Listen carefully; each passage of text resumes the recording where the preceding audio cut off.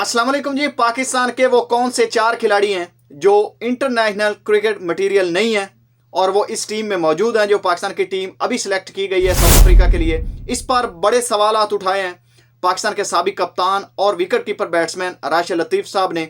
उन्होंने कहा है कि ये जो 4 खिलाड़ी हैं, अगर साफ लफ्ज़ों में कहा जाए तो ये इंटरनेशनल क्रिकेट के लायक नहीं है, ये सिर्फ डोमेस्टिक और लोकल क्रिकेट के लायक हैं।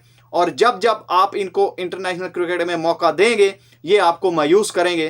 तो इनकी निशानदेही भी उन्होंने की और उन्होंने इसके बारे में एक पूरा स्टेटमेंट दिया है, वो मैं पढ़ के आपके सुनाऊंगा। और इसके अलावा आपको इन 4 खिलाड़ियों के नाम बताऊंगा कि ये कौन से 4 खिलाड़ी हैं। और इसके अलावा इनकी रिप्लेसमेंट भी राशिद लतीफ़ साहब ने बताई है कि ये 4 खिलाड़ी थे जो इनकी जगह पर पाकिस्तान की टीम में सिलेक्ट होने चाहिए थे साउथ अफ्रीका टूर के लिए। तो ये कौन से 4 खिलाड़ी हैं वो मैं आपके सामने रखता हूं, लेकिन उससे पहले एक अफसोसनाक खबर है। और अफसोसनाक खबर ये है कि फ़खर ज़मान को एक ख़तरनाक बीमारी हुई है और जिसके बारे में तशख़ीस की गई है डॉक्टरों की तरफ से आज ही, और उनका टेस्ट हुआ है और उसमें डॉक्टरों ने बताया है कि उनके जो गले में थायराइड के सिम्टम हैं और अभी ये इनिशियल स्टेज पर हैं, यानी कि अभी शुरू हो रहे हैं और इसका जो है वो बर वक्त मुआयना हो गया है, शुक्र है। तो अब उनका इलाज जो है वो जारी कर दिया गया है। और इसके हवाले से उन्होंने बताया कि जिस मरीज़ को या जिस बंदे को ये मसला होता है थायराइड्स का, यहाँ पर वो अभी उनका गला तो नहीं बढ़ा लेकिन अभी शुरू हो रहा था। तो उन्होंने कहा कि इसमें जो सिम्टम्स हैं उसमें एक और भी चीज़ है कि वो उसको गुस्सा आता है और वो थोड़ी, यानी कि जो बयान देता है या कोई बात करता है तो थोड़ी गुस्से से करता है। तो इसके लिए यानी कि एक नॉर्मल चीज़ है, जिसको ये प्रॉब्लम होती है उसकी बॉडी में ये चीज़ें होती हैं और जिसकी वजह से उसको जो है वो उसका ब्लड प्रेशर भी हाई होता है और इसके अलावा उसको गुस्सा भी ज़्यादा आता है। तो जिससे ये साबित होता है कि जो ट्वीट किया गया था या जो बातें पीछे हुई थी, जो सच बोला था फ़खर ज़मान ने, उसमें हो सकता है कि ये जो मामला हुआ, ये जो बीमारी थी, इसकी भी कुछ वजह हो सकती है कि वो अपने नर्व्स पर कंट्रोल नहीं कर सके। हालांकि वो साफ बड़बोले हैं, साफ बोलते हैं, आपको पता है, लेकिन ये भी बीमारी थी जो उनको लायक है। तो उनके लिए दवाओं की ज़रूरत है। और जितने भी पाकिस्तान के क्रिकेट के फैंस हैं फ़खर ज़मान के, उनसे मेरी इल्तिजा है कि आप भी दुआएं कीजिएगा और मेरी भी दुआ है कि फ़खर ज़मान जल्द से जल्द सेहतयाब हों और इस बीमारी से निकलें और पाकिस्तान की टीम में वापस आएँ। अब वो पाकिस्तान की यानी कि जो डोमेस्टिक का T20 टूर्नामेंट कल से शुरू होने वाला है, चैंपियंस कप, उसके लिए पहुंच गए हैं पिंडी में और वहां पर वो अपनी टीम UMT मारखोर, जो मिसबाह उल हक की टीम है और उसके कैप्टन हैं पाकिस्तान के चाचू इफ्तिखार, उसकी टीम में वो खेलेंगे। और वो कल आपको जो है वो एक्शन में नज़र आएंगे, क्योंकि आपको पहले मैंने बताया था कि 7 दिसंबर से ये टूर्नामेंट शुरू होगा। तो ये यानी कि अपडेट है फ़खर ज़मान के हवाले से। अब जी मैं आपके सामने रखता हूं उन खिलाड़ियों के नाम और जो स्टेटमेंट दिया है पाकिस्तान के साबिक कप्तान राशिद लतीफ़ ने, वो मैं एंड में आपके सामने रखूंगा। और सबसे पहले मैं उनके नाम बताता हूं जो उन्होंने शाया किए हैं या उन्होंने बताए हैं। उसमें सबसे पहला नाम है जी साहिबजादा फरहान का। और राशिद लतीफ़ का कहना है कि साहिबजादा फरहान को जितने भी मौके मिले हैं, अब जो ये वाली टीम सेलेक्ट हुई थी जिसमें यंगस्टर्स को मौका मिला था, उसमें सबसे ज़्यादा मैचेस साहिबजादा फरहान को खिलाए गए हैं, यानी कि जो आउटसाइडर था, यानी कि जिसको पहले चांस लंबे अरसे से नहीं मिल रहा था। तो साहिबजादा फरहान को तीनों मैचेस में ओपनिंग करने दी गई। ऑस्ट्रेलिया में वहाँ पर वो फेल हुए और जिम्बाब्वे में आखिरी मैच भी उनको मिला, वहाँ पर भी वो फेल हुए। अब मैं उनका आपको स्कोर बता देता हूँ, जिसमें वो 0, 4, 7, 8 और आखिरी मैच में कल उन्होंने फिर 4 किए।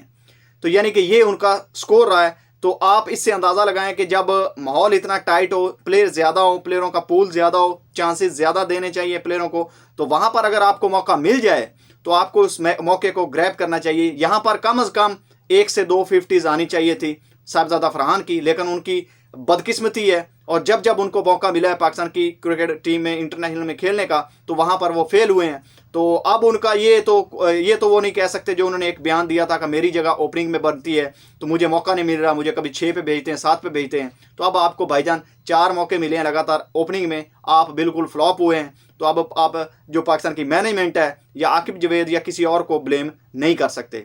इसके बाद जो अगले प्लेयर हैं वो है जी मोहम्मद हसनैन। जब पाकिस्तान का वनडे कप खेले थे तो सब ने आवाज़ें उठाई थी कि मोहम्मद हसनैन एक अलग तरीके के बॉलर दिख रहे हैं और उन्होंने टॉप विकेट टेकर भी रहे और बड़ी ज़बरदस्त बॉलिंग की। लेकिन जब से पाकिस्तान की टीम में वो आए हैं तो एक यानी कि वो रुखे से बॉलर लग रहे हैं। और कल आपने उनकी जिम्बाब्वे जैसी यानी कि एक कमज़ोर टीम के खिलाफ बॉलिंग देखी कि 2 ओवर में उन्होंने 24-25 रन खाए और जिसमें से 1 ओवर में उनको 19 रन पड़े हैं।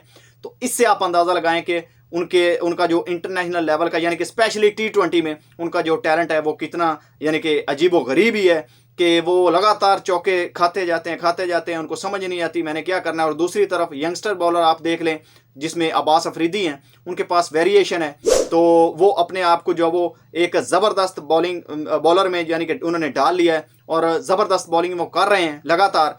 तो मोहम्मद हसनैन को भी कुछ सीखना चाहिए एज ए सीनियर कि आपकी वापसी हुई है तो आपको अब अपनी बॉलिंग में ना सिर्फ पेस बल्कि वेरिएशन भी लेकर आनी पड़ेगी, तब आप पाकिस्तान की वाइट बॉल में सर्वाइव कर पाएंगे, वरना आप भी ऐसे ही साहिबजादा फरहान और दूसरे खिलाड़ियों की तरह बाहर हो जाएंगे। इसके बाद जी उस्मान खान और आगा सलमान के हवाले से यानी कि ये दो वो खिलाड़ी हैं जिन पर राशिद लतीफ़ ने खुसूसन बात की है और उन्होंने कहा है, सिलेक्शन पर उन्होंने जो बयान दिया वो मैं आपके सामने रख देता हूँ। राशिद लतीफ़ ने कहा है कि T20 की इस टीम में अब भी 2 से 3 तब्दीलियाँ ज़रूरी है और इस टीम के साथ साउथ अफ्रीका का टूर करें। फ़खर जमान का होना बहुत ज़रूरी है, मोहम्मद हारिस को शामिल करें, सलमान अली आगा और उस्मान खान की T20 में जगह नहीं बनती।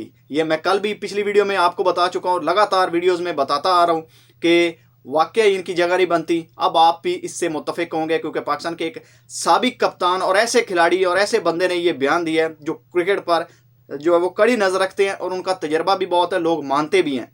और अफ़गानिस्तान तक यानी कि उनके जो प्लेयर और उनके सिलेक्टर हैं वो भी इनको मानते हैं राशिद लतीफ़ साहब को। तो सलमान अली आगा और उस्मान खान की T20 में जगह नहीं बनती। उस्मान खान को अगर आप वनडे में मिडिल ऑर्डर में रखेंगे तो वनडे में ज़्यादा कारआमद साबित होंगे, क्योंकि उस्मान खान विकेट कीपर पर यानी कि सेट होने के लिए विकेट पर सेट होने के लिए टाइम लेने वाले बल्लेबाज हैं और T20 क्रिकेट में आपके पास सिर्फ एक ही रास्ता है, तेज़ी से स्कोर करें। शादाब खान ने डोमेस्टिक क्रिकेट में परफॉर्म किया है, उसको भी शामिल करें और बाकी इस टीम के साथ T20 क्रिकेट में आगे बढ़ें। कुछ महीनों में एक अच्छी T20 टीम बन जाएगी। यानी कि उनकी जो गुफ्तगू है उसका लुबे लुबाब ये है राशिद लतीफ़ साहब का कि आप जो आगा सलमान है आप उनको एक एज ए ऑलराउंडर आपने खिला रहे हैं या नायब कप्तान आए हैं तो वो शादाब खान की जगह पर आए हैं।